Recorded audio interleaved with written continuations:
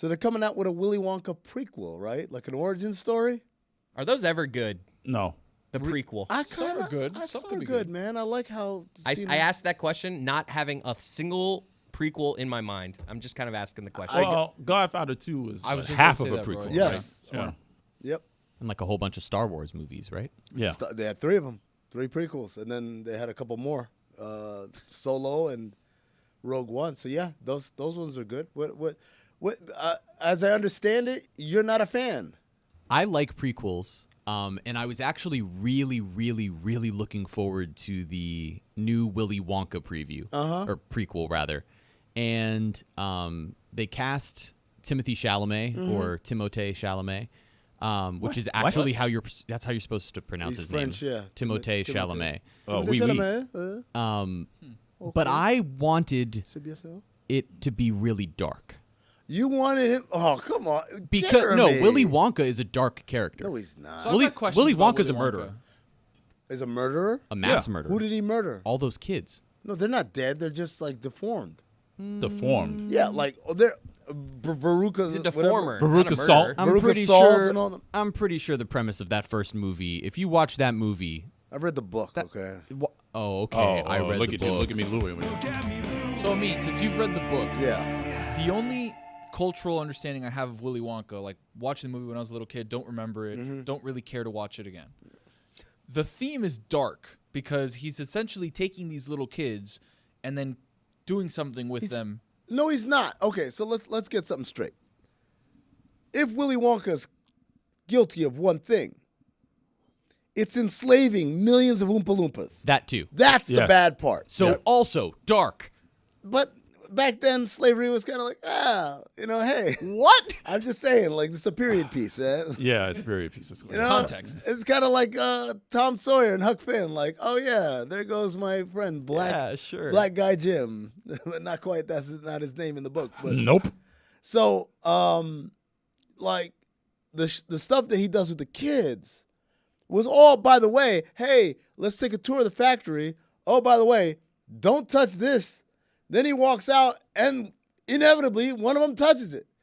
They got what was coming to them. They were all brats. Look. Now, I'm going to tell you who the real villain is in Charlie and the Chocolate Factory. Because I did a Black in My Day about this before. You guys remember this? The second movie? Or the book? No, The about Johnny Depp one? Charlie and the Chocolate Factory is the name of the book. It Yes. becomes Willy Wonka and the Chocolate Factory is the original movie, and then they named the remake with Johnny Depp Charlie and the Chocolate Factory. Now we're all up to date. Thank you. The villain is his Grandpa Joe. Because these guys are bedridden the whole time. Then all of a sudden jumps up and starts doing a jig when he gets picked to go to the factory.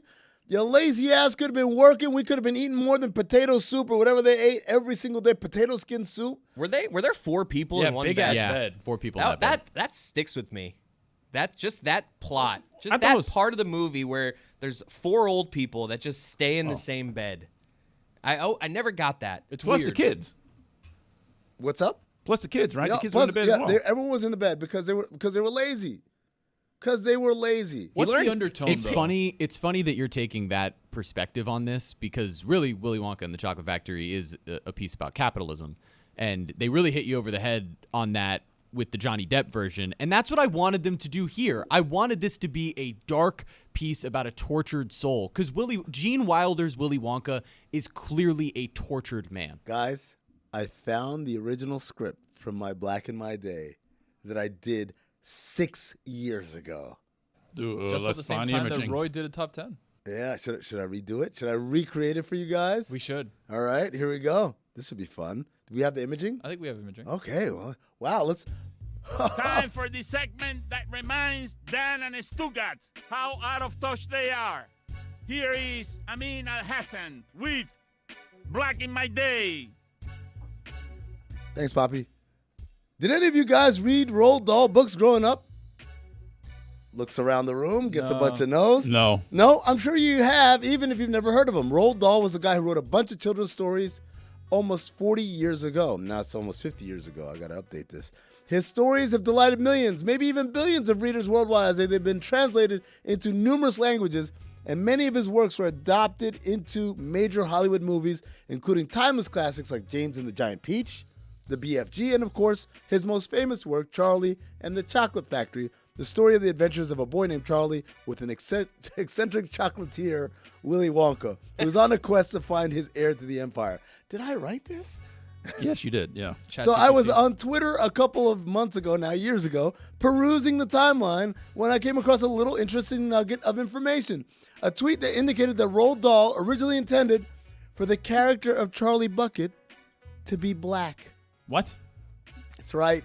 According to a BBC radio interview with Dahl's widow, Charlie was, quote, a little black boy, unquote, and believed that decision to have been influenced by America, the decision to not make him black. Dahl's biographer was also on the interview and went on to say eventually Dahl's agent was the one who convinced him to make Charlie white, saying, quote, thought it was a bad idea when the book was first published to have a black hero. So Charlie Bucket was made white, and in every film adaptation thereafter, he's a white kid. If you're keeping score at home, that's right. All the way back in 1964, there were creatives who were interested in a more diverse representation in mainstream storytelling. And there was the man standing in the way of all of that, whitewashing everything. I read that first couple of paragraphs and felt my inner social justice warrior rise up, shield and sword in hand. This is pre-2020, guys, so I was really woke, right? Battle cry echoing across the unleveled playing field. See, I remarked to myself, they've been hard at work trying to silence us and those who'd want us to have equality in representation. Then I started to think about the life of Charlie. Charlie was dirt poor. He lived in a piece of shit shanty house in an industrial zone, with this factory polluting the air around his house, which he had to walk by every day. He lived with his parents and all four of his grandparents, who slept in the same bed, by the way. The only bed in the house, I might add. They had cabbage every goddamn meal, every goddamn day. For his birthday, he gets a chocolate bar. His birthday! This poor bastard was so destitute. Then, every time he walked by the chocolate factory, he would take deep whiffs to enjoy the rich aromas of chocolate and carbon monoxide poisoning. I'm starting to see all the warning signs now. Grandpa Joe hasn't been out of bed in decades, but once Charlie wins the golden ticket, by finding free money in the street, mind you, welfare much, this old geezer has all of a sudden the energy to jump out of bed, do a little dance, and go on the tour. Oh, you got energy for handouts, but you don't have energy to pull yourself up by your bootstraps. Oh, God. Yeah, it gets worse. Charlie was supposed to be black as Roald Dahl saw it, which is to say, wretchedly miserable and only deserving of assistance. It's like liberal racism come alive. But I continue to read about the BBC interview with Dahl's widow and biographer, and apparently, Charlie changing from black to white wasn't the only revision. No, the beloved Oompa Loompas were originally meant to be a mischievous tribe of African pygmies. God. Brought to the factory to make candy. What was their compensation? Oh, well, Willie kept them housed and fed, and besides, he rescued them from that awful place they come from, where they were in constant danger of being eaten by wild animals. He saved them. Yeah, I can see the same explanation being all the rage in the American South in the mid-19th century. The whole book premise is problematic, man, but it got me thinking. Roald Dahl wrote a lot of books. How many of them were really based on Dahl's misplaced thoughts on race? So I took the liberty in analyzing a few. Of course. Matilda, the story of a precocious 6-year-old who, despite having ignorant parents, manages to be a genius. In other words, how could a black child be so smart? Danny, champion of the world, coming-of-age story about a boy and his father bonding over his father's secret hobby of poaching pheasants. Or, black guy teaches his son how to steal. James and the Giant Peach, boy goes to live with his aunts, ends up on a giant peach with these colorful insect characters like a grasshopper and a ladybug. Or, the story of gentrification as white kid moves into black neighborhood. The BFG, a giant walks around at night with a big pipe, blowing dreams into the heads of children and saving Sophie, an orphan, from being eaten by other giants. Or, big, tall, athletic black guy, and aren't they all, gets pure children hooked on narcotics, then saves single white female from the danger of other tall black guys. Because he's not like them, he's different. The twits. Well, you get the idea. Right. People, I get it. It can be hard to let go of the things of the past that we grew up loving. I see it every day, mind you, mostly from people who love Confederate flags and statues of treasonous war criminals. But we live with the privilege of hindsight, and it would be terrible not to use it. Also, apparently Roald Dahl was a self-professed anti-Semite. Of course he was. I'm Amin Elhassan, and that's how it was back in my day. I was getting really worried there until you mentioned he was also anti-Semitic, so I'm good. Got you back. But yes, you had questions about Willy Wonka. I think you answered them all. Yeah. I like. There's nothing else to say. You just went on the most beautiful diatribe I've ever seen. So my opinions are right or racist?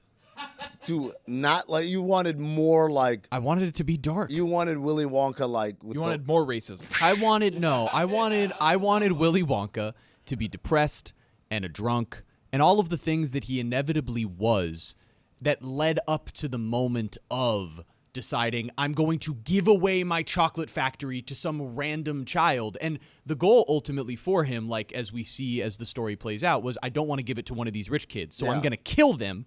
He didn't kill him. He didn't. They walk out of the factory. One's like really tall. One's really fat. One's a blueberry. Right? Like that's. Yeah. They're all right. A chocolate river does seem a little overrated to me. I don't know, Chris. You strike me as an Augustus Gloop kind of guy. Oh, no. I could see you just sticking your head in there, open your mouth, Augustus Gloop, and just. I mean, I would want to try some, but it's just like, it just seems like I like the idea of a chocolate river. Everyone's probably like, Do you like who a wouldn't chocolate want fountain? That? No, even that's a little overrated. Fondue? No chocolate fondue for you? I do like chocolate fondue. You got me. There you go, Augustus. Marshmallow inside? Oh. Little graham cracker?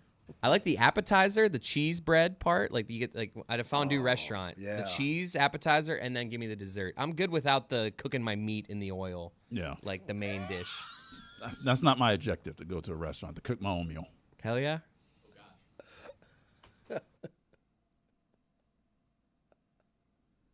Oh, gosh.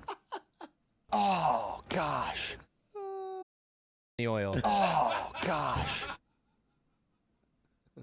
So warm. It's boiling. Oh, gosh. I just want a good Wonka movie.